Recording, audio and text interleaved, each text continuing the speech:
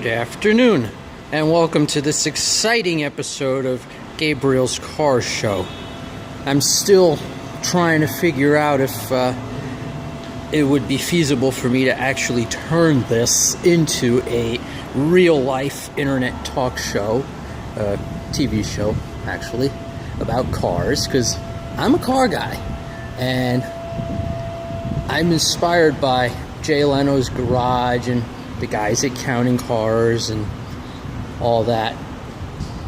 But I do not have access to their level of vehicles.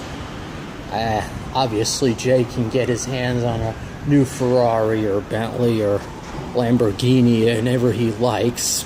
Not me, I'm just an ordinary working man, but I have access to some good vehicles from time to time, and this is a good old girl. 1987 Chrysler Fifth Avenue.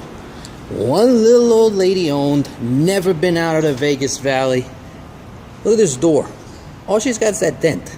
And that dent's not even collision damage. Go to the supermarket and put a shopping cart next to it. It'll line up perfectly. Look at this original dealer tag left over from the dealer who sold it here in town. I don't know if they're still around anymore or not. This vinyl top. Below average wear and issues for a vinyl top from 1987. Look at that little blue thing sticking out.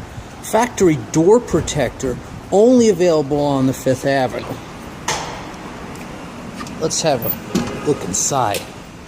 Being that the Fifth Avenue was Mopar's luxury car in the 80s, you have pretty much everything standard for the time. You've got these supple pillow tufted leather seats. You got this freaking awesome carpet. You've got a hood ornament that, although it's plastic, looks like crystal. Now, the 1981 to 82 Imperial actually had a hood ornament exactly like that was made with Cartier crystal. And that was the look they were trying to recreate on this car, but at a lower price. Now, notice how square everything is. This was what was in vogue in styling in the 1980s. And the M-body Mopar, which was the Fifth Avenue, along with the Dodge Diplomat and Plymouth Grand Fury, was essentially an upgraded version and modernized version of the Plymouth Volare. Basically what they did was they took the Volare, they figured out how to make that transverse torsion bar setup that they debuted on the Volare a little more rugged so that it would stand up to police and fleet duty. And they also took the body panels and reshaped them into form that not only was contemporary for the 80s, but was also less prone to rust. Because those of us who know our old Mopars will know Volares were rust buckets. Absolute rust buckets. Let's have a look at this interior. This being 1987, you still have the radio that was this old silver color. 88 and 89 would have had a more contemporary looking black-faced stereo system. You still got these round gauges left over from the 70s. You've got a voltage, temperature, but of course you now have your modern lights instead of gauges for things like your oil pressure and your temperature. On a cop car, you would have had a speedometer that goes up to 125, and you would have probably also had a real gauge for your oil pressure depending on the year. Let's fire her up.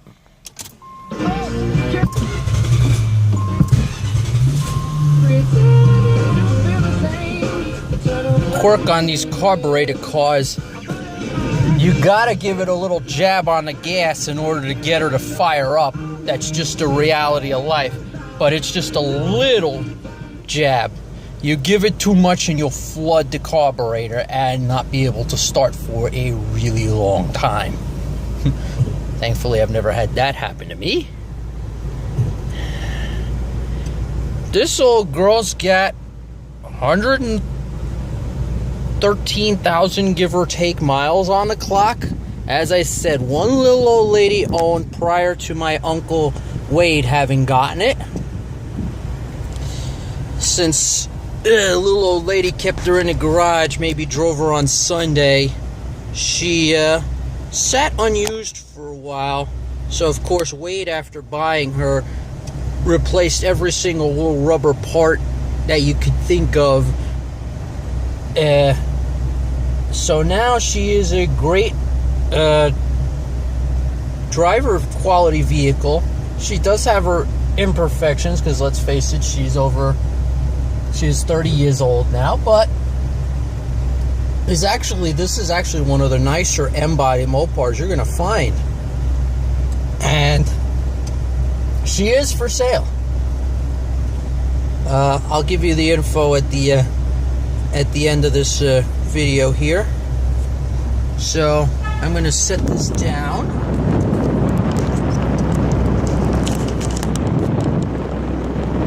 And we're gonna go for a ride.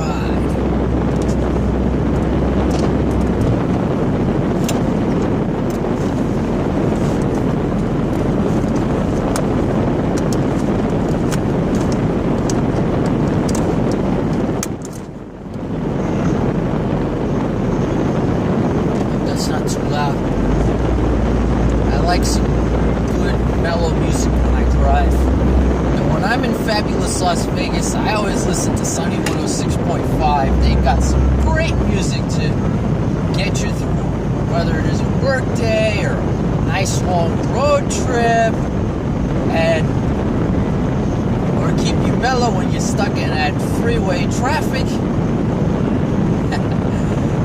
The freeways actually move pretty well in Vegas. The traffic is really only in those spots where we got the construction going on. You've got the big neon project going on at the moment, where you have the lane restrictions on I-15 approaching that big interchange, as well as you have the big squeeze on US 95 going through that area, where there's only 2 lanes left running in each direction. Thankfully, I don't get stuck in too much of that mess, because I know how to work my way around it.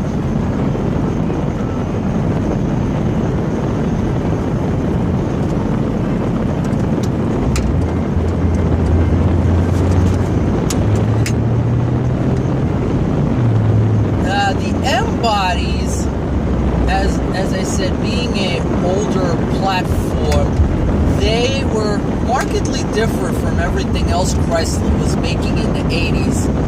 The 80s was basically that era where Chrysler was pretty much on the ropes, next to almost dead, and then an awesome individual named Lee Iacocca stepped in after Henry Ford II decided to fire him in one of his more dumb moves. He fired the guy because he didn't like him. There's a lot of people in this world who they want yes men working for them, and they don't realize that just because you may not particularly like somebody doesn't equate to whether or not they are good at their job. So anyway, after Lee Iacocca got fired by Henry Ford II, he goes over to Chrysler Corporation, and Chrysler Corporation is in shambles, because even though they made some of the coolest muscle cars in the 60s, and they had the best police cars known to humanity, in fact, the 1969 Dodge Polara cop car with the 440 HP clocked 147 miles an hour top speed in a Michigan State Police test. A record that was not broken until General Motors decided in 1994 that it would be a good idea to stick a Corvette engine into a cop car. So, now we're going to get her on a freeway. And as I was saying, by the time Mopar hit the 80s, they were pretty much on the ropes and all but dead.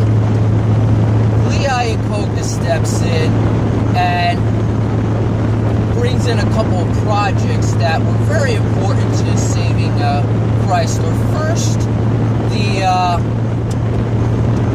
they acquired a European car maker called Simca.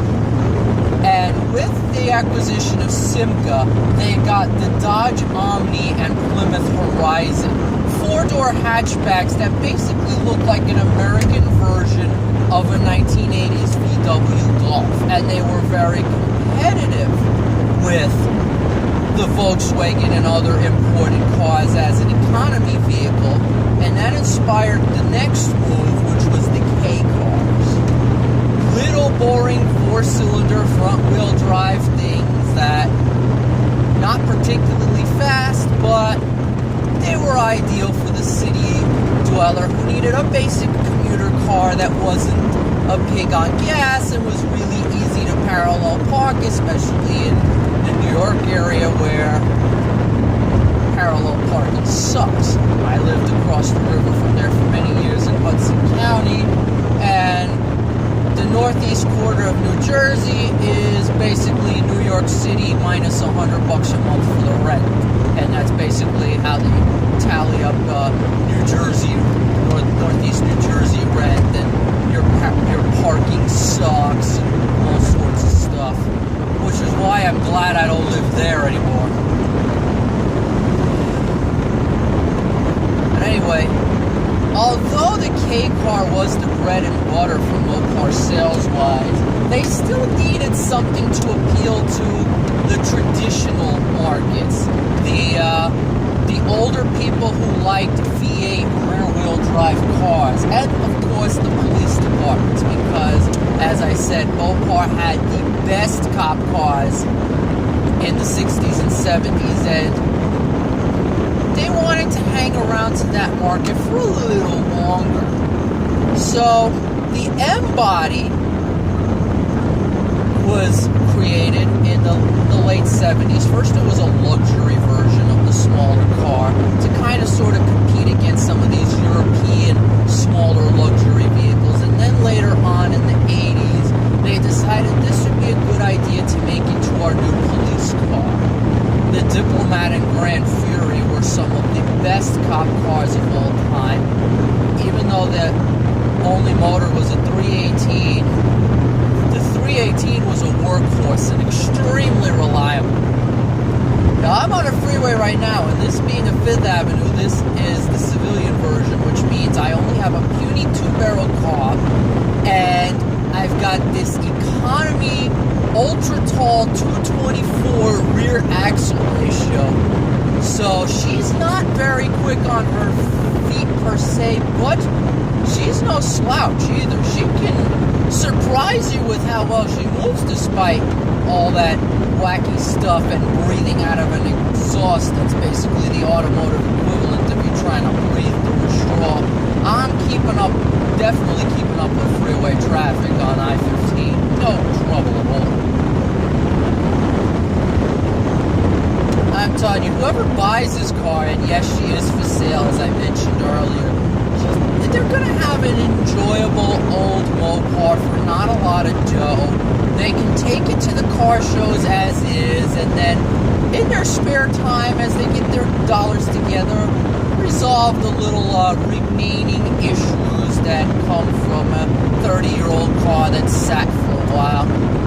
As I said, because my Uncle Wade resolved the obvious issues with the rubbers and stuff, with the rubber components. She doesn't leak any fluid. She does not overheat. She is reliable enough to use as a daily commuter vehicle, which I did for about a week because there was a delay in my truck making it all the way across the country from New Jersey. And she moves on the freeway well enough. Honestly, the only things I can think of off the top of my head that you'll want to do in the near future would be to get yourself a replacement new or remanufactured steering boxes. Even though she's aligned well and does hold her own, you can tell that steering box has seen her better days. There is some play in it, but not too much. as I said, you can drive her on the freeway as is, just fine. And of course, you're going to want to get that air conditioning done, because I'm glad it's only about 61, 62 degrees here today, because this air conditioning does need at least a recharge and maybe possibly some replacement components. I don't know for sure. She's very comfortable. This is not a big car, this is a mid-sized car, but I have plenty of room.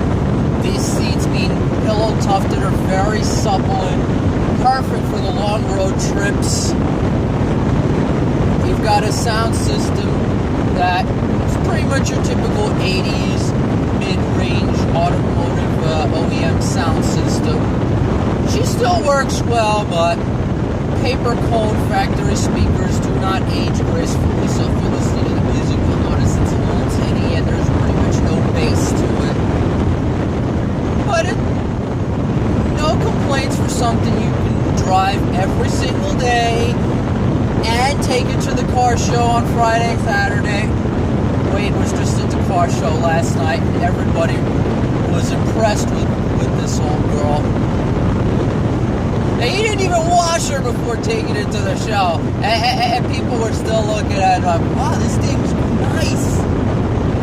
She is a nice running old girl. Perfectly rust-free, because she's never been outside of the Vegas Valley in her life. And she can be yours for only $2,800, her best offer. I'm telling you, she is an interesting old girl to drive. As I said, I'm on the freeway. I'm more than able to keep up with modern freeway traffic. Obviously, this being an old luxury car, she does have a lot of body lead on the turns. But she handles surprisingly well. And the nice thing about these cars is if you're not happy with the performance or handling attributes, you can improve these for not a lot of dough.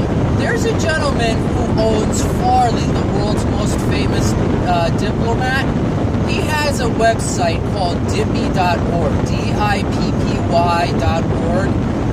He lists all sorts of things you can do to improve your M-Body Mopar.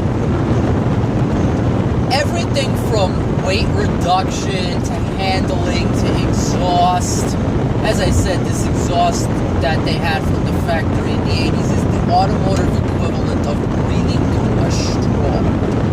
But you can improve it very easily, and not for a lot of dough, using the tricks on dippy.org. You can also, if you want it to handle like a more modern vehicle, you can improve the handling, even if you don't have the money to go to a 4-link, because that's a very expensive proposition. All you gotta do is source yourself some first-generation Dodge Dakota truck springs, do some minor fab on the rear mounting point to bring it forward a fraction of an inch, and you've got a car that can handle with the best of them.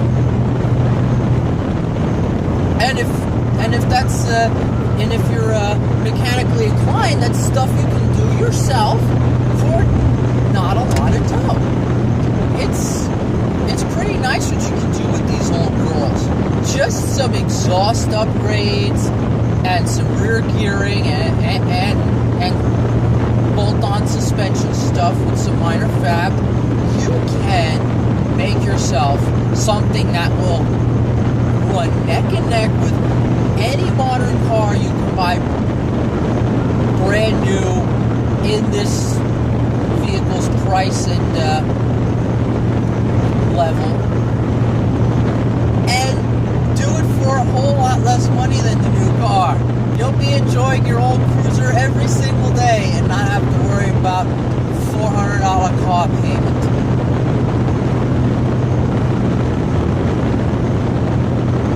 Just be advised realize that you are going to eat a little bit more gas, because unfortunately these still have the old style automatic with no overdrive. It's a little weird to me because sometimes when I get her on a freeway, she sounds like she's revving 22% too high. Then I gotta remind myself there's no overdrive.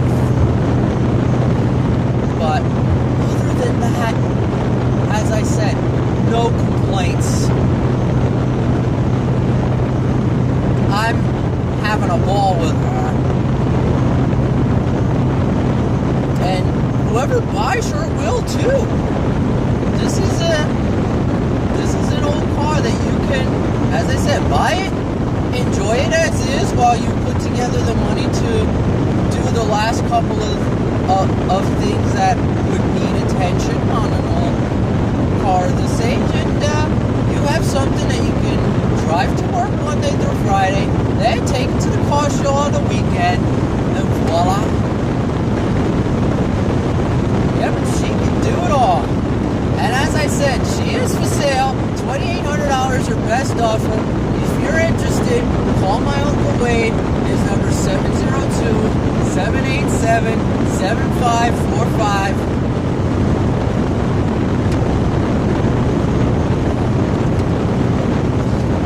Beautiful day in Vegas. Too bad I can't point the camera forward because I just don't have any way of securing her to the dash. I have her secured on a vent clip and pointed towards the inside because I can't get her high enough to point towards the outside. It's a beautiful day. I'm happy to be with you all today and making this video. I'm telling you, if you could all come out to Vegas and visit sometime, you should. Vegas is a lot more than just slot machines and booze. We've got old cars, we've got cool guns, we've got museums, we've got desert scenery and mountains and all sorts of stuff, and of course there's the Hoover Dam, just a short drive outside of town. Love the Hoover Dam. Let your inner geek shine and take that 2-hour trip with the tour of the dam where you get to see all the cool stuff inside and the turbines, and they tell you how it was built, and you see all the cool artwork that they put inside of it. And yes, they integrated artwork into some of the interior structural elements of the dam. If you take that tour, you even get to walk through one of those ventilation shafts that they have in the dam. I found that to be really cool. I'll take that tour again sometime. It's been about 6 years since I went to the dam. So anyway, I'm glad you nice folks watched my video write-up. I hope you enjoyed it. And as I said, this old Mopar is for sale. If you're interested, $2,800 her best offer. Call my Uncle Wade, 702-787-7545, and she can be yours. Until next time, I'm going to go answer the call of the open road with an old Mopar. You take care now.